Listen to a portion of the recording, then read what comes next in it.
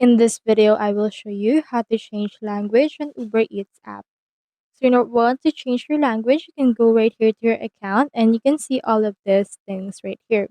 So for this one, just scroll down and then click on this manage Uber account. Then you can see all of these things right here. We have in here our account info, as well as our security, as well as our privacy and data. So for this one, you can go right here to your privacy center, and then you can head over and see some more settings as well. So you can see the account deletion and all of that. However, if you can find in here your language, you can just see all of these things as well. Now in here you can also go to communication. Then you can change right here marketing preferences.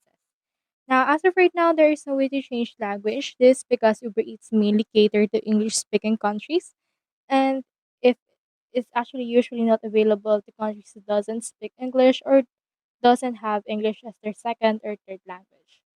So that's how you change language in Uber Eats application. Hope you helped.